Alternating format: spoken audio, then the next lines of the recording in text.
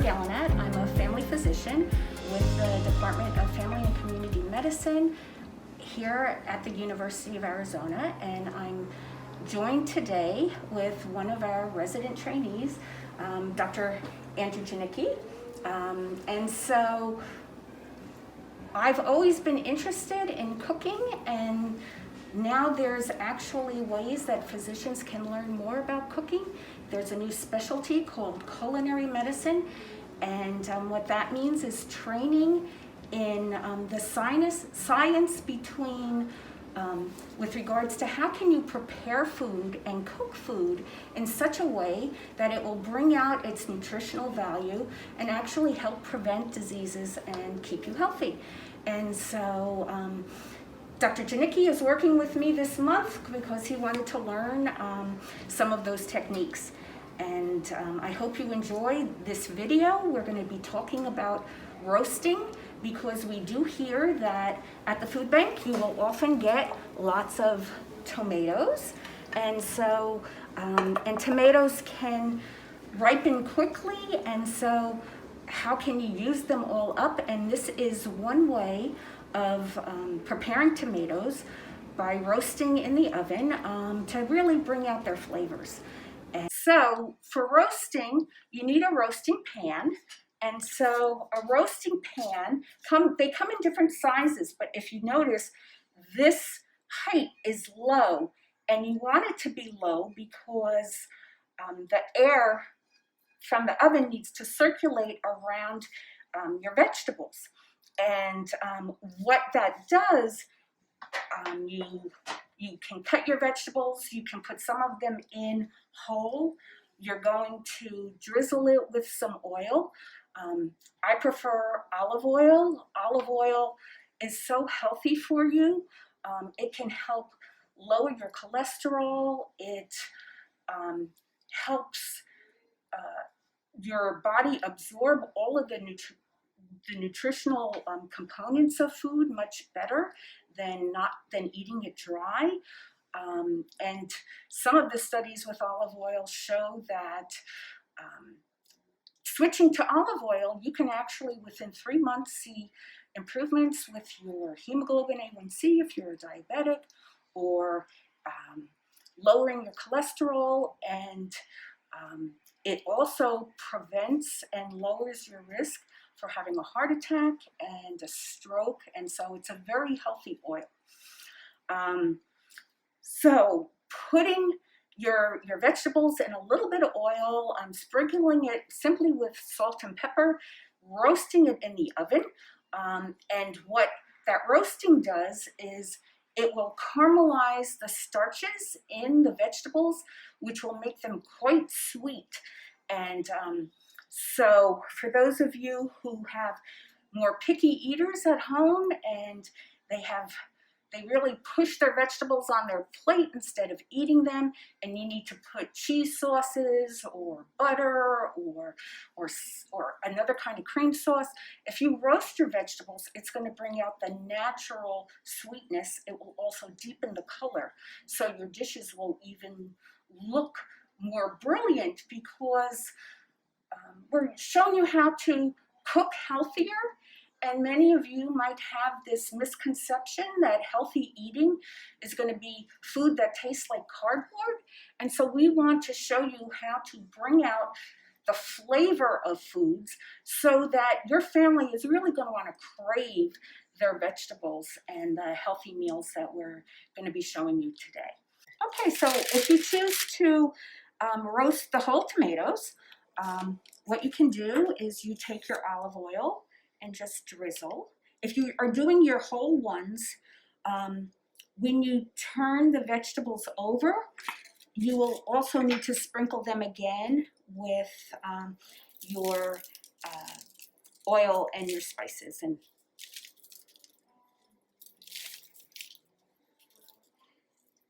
then the temperature that you use for roasting differs depending on what you're roasting.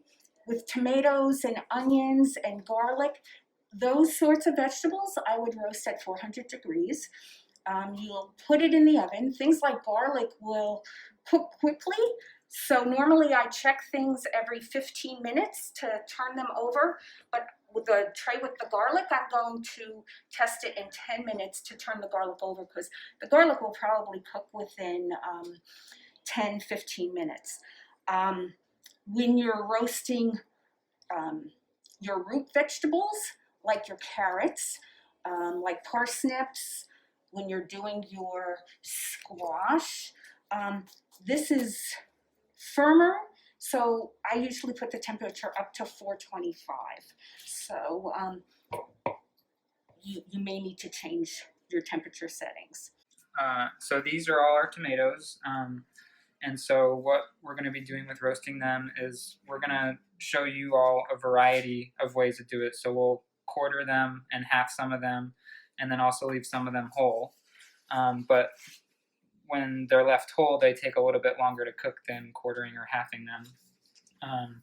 And before cutting all these, we already washed them all in the sink to get off any dirt or germs and bacteria and things off of them as well. And so something about tomatoes and fruits and vegetables in general too is based off their colors. So darker colors generally mean that a fruit or a vegetable has more phytonutrients. So like green grapes as opposed to the normal purple grapes, the purple grapes have more of those phytonutrients in them than the green grapes. And so as you can see here with the tomatoes, these darker tomatoes likely have more phytonutrients than some of the red tomatoes as well.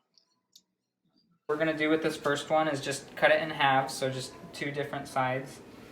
And so you just get your knife and then go right down the middle, and then that's ready to go. So we'll put it in our bowl full of the vegetables that we're roasting.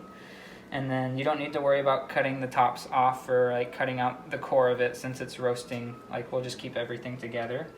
And then one of these other ones that we'll do, we'll just cut it in quarters as well. So you just go right down the middle and then keep it together, and then put it on its flat side so that it doesn't roll around, and then you cut down the middle again. And so then that's ready to go. And then we'll just do that with the other half too. Put it on its flat side and then cut down the middle again. So now that we have the vegetables cut and prepared, the next step of the recipe is to cover them with olive oil and salt and pepper. And so like we were saying, olive oil is one of those good fats, helps lower cholesterol and helps prevent heart disease, and it also helps you absorb a lot of those fat-soluble vitamins that are in your foods too. And so this recipe called for half a teaspoon of salt and then just a little bit of black pepper to balance it out. And so we'll start off by just grabbing some of the olive oil. And so with the olive oil, it's important to remember to keep it in a dark place. A lot of the bottles are in green glass to try to prevent it from oxidizing or the chemicals converting. And so it's important to remember to keep it in a dark place whenever you're not using it. But for this recipe, we're just going to get a little bit and then kind of start drizzling it over the vegetables themselves and try to get like an equal distribution over all of them. And so I think that looks pretty good. And then we'll go ahead and get our salt and pepper and just with our fingers just kind of sprinkle it on over the vegetables as well too.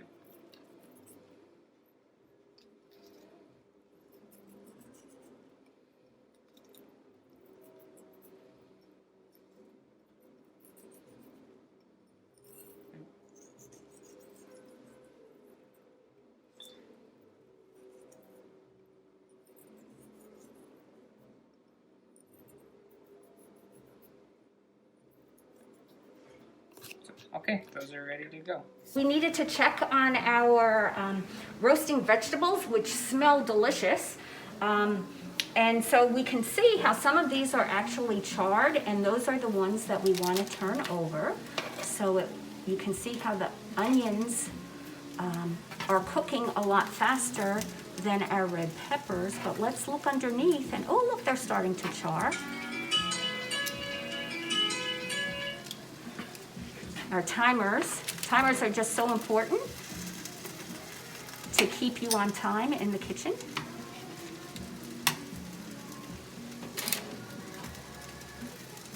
And don't forget, if you didn't take out your garlic already, it's time to take them out.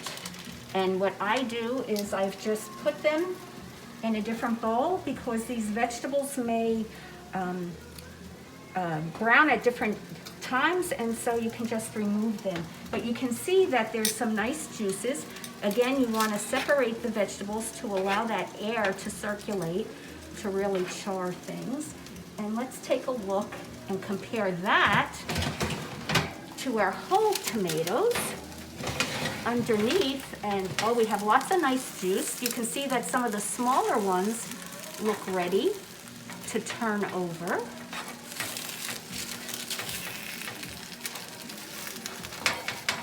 And what's nice is that you will see once they cool down a little bit, and then you can just peel the skin right off of them.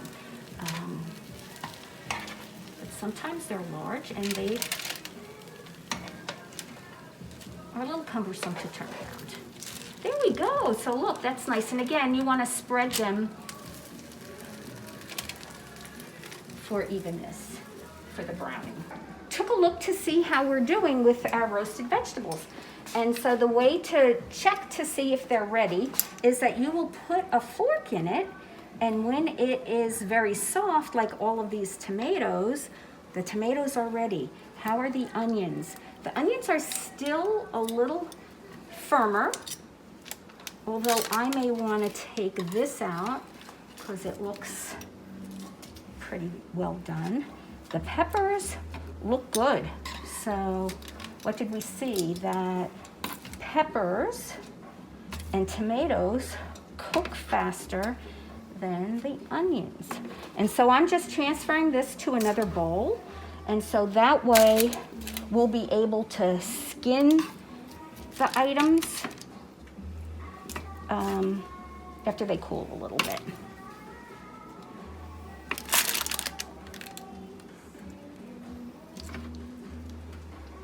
All right, and let's see how, if any of these, and you just want to spread them around. And so let's take a look, because we did that experiment, right, earlier. Some of the vegetables we cut up and others we did not. So we will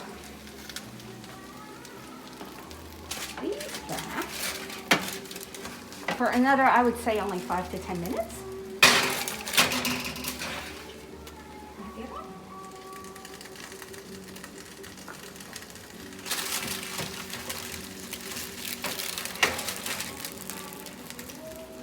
Look how beautiful these are.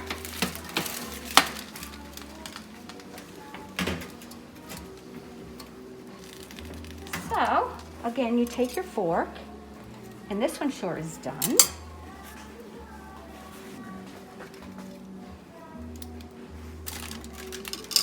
Alrighty. And that one is done. Whoa! This one could use a little, I think it's ready, to be honest with you. And notice how we're trying to save the juice. So yeah, I would take all of them. Okay. So everything cooked except the onions. So yeah, everything cooked, at least with this run. The garlic cooked earlier, faster, and then good. So now, what's nice about the parchment paper is we want to save those juices. So we need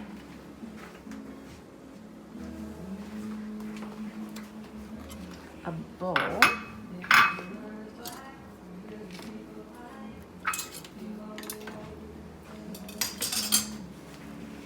And so what you're going to do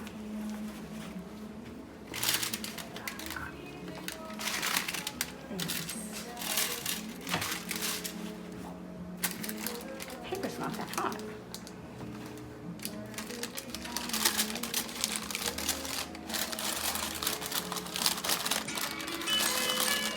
Time to check the lentils.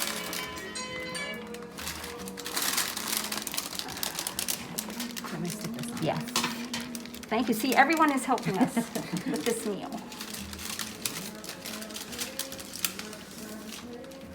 there you go. Some nice savory juices to be used in our soup preheat. And it makes for a much easier cleanup. Okay. I'll show you how simple it is to remove the skins if they have been cooked well enough. So just using a fork, you're able to just remove it. And then actually this is a nice time where you can remove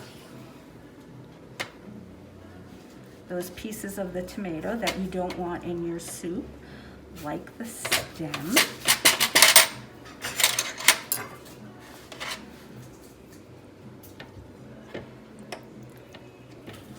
And again, I would not use the skin in my stock or anything like that.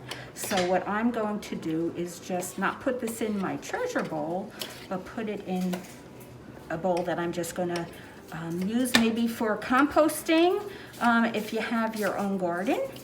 And you'll see that sometimes the root is a little pulpy, and so you know that's just gonna be difficult in your soup, so you can just take that part away, the nice soft part, and then you can remove it.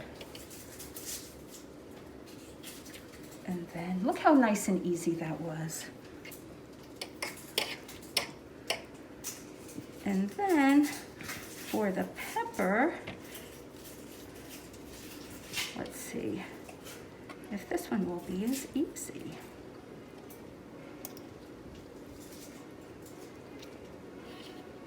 And sometimes, now that it's cooled a little bit, you can just use your fingers. Nice and simple. There we go.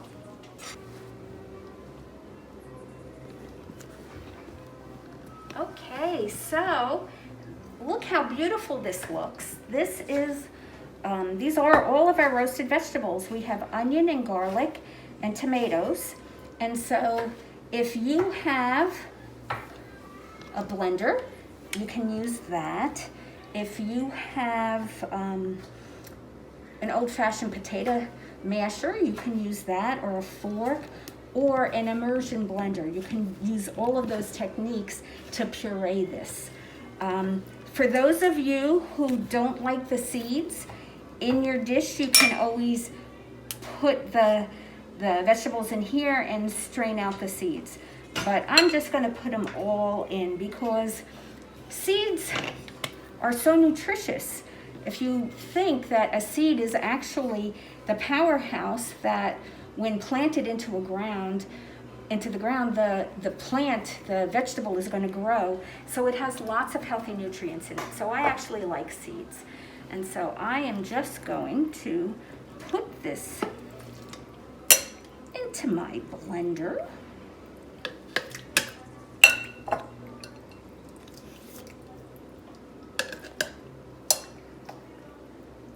And I actually, the recipe calls for 2 pounds of tomatoes, but I actually cooked up 4 pounds along with the onions and garlic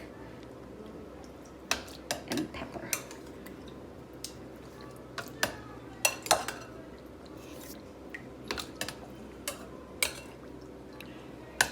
Okay, put all of this in here. And let's see. Oh. What I'll also do is we put the spices in. We chose to go Italian. So we have Italian spices in here, and I put it into my little spice bowl. And I'm just gonna put, not the full thing, just because I wanna taste it to see, gee, is that too much, too little? Because you can always add more instead of subtracting. Would you mind getting me the a spatula, yeah, in case I have to put the stuff down in the corner? Alrighty.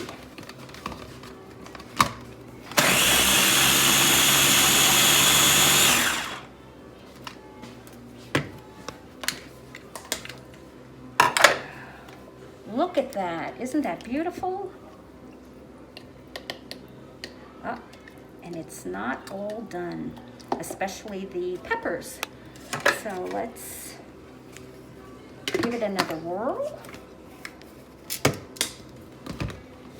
And again, families have different likes and dislikes. Some people like chunks of vegetables, even if it is a puree. Others like it smooth.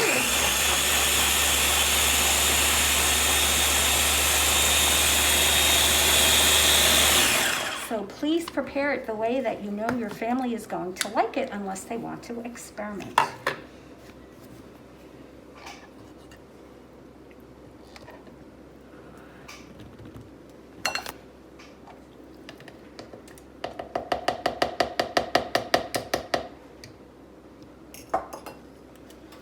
So we will put this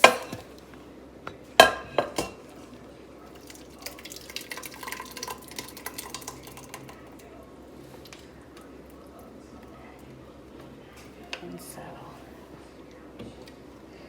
the recipe called for 3 cups of either the broth that you made with your treasures, but I still have to make mine as with the treasures from today, and so I'm just going to use some vegetable broth. It's said to use 3 cups, but I actually like things a little bit thicker, so I am just going to use 1 cup for now. And just to emphasize that recipes are roadmaps. You don't have to follow them to the letter, that you can modify it. And I want to make sure I get all of this good stuff. So I'm going to swirl my broth around in here and use my spatula so that we'll get all of that goodness from roasting.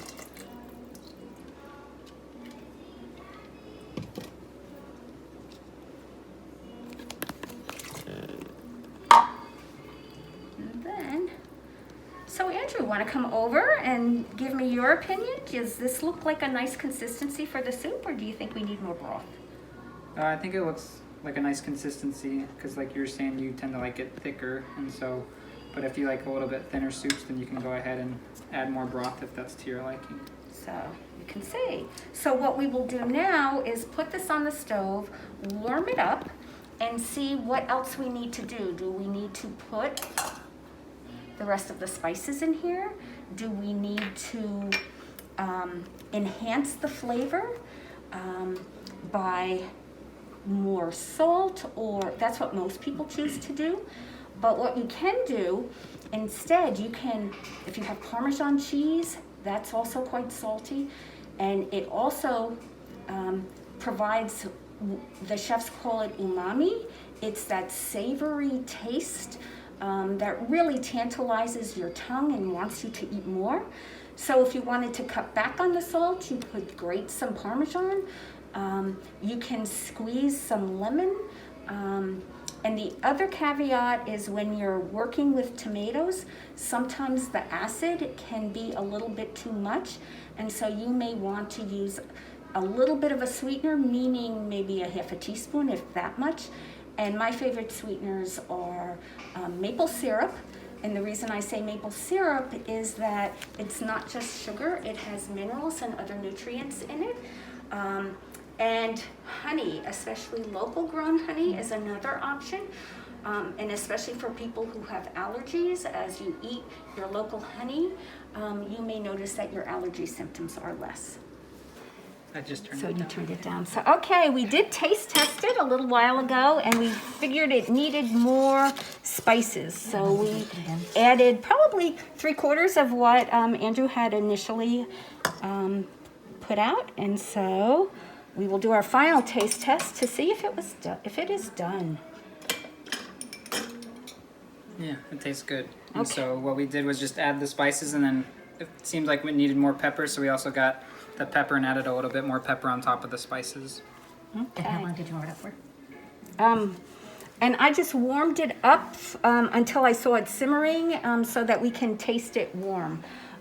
But the other thing that I wanted to point out, what I just did with the blender, if you have a full tray of tomatoes and roast them, you could roast them with onions and red pepper, whatever you like putting in your own spaghetti sauce.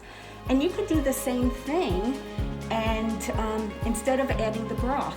At that point, you could add lentils, because you will learn on another segment how to make lentil spaghetti sauce with canned tomatoes, but you could use the roasted tomatoes that you made, and you can cool it down, freeze it, and then you have your spaghetti sauce for the rest of the season.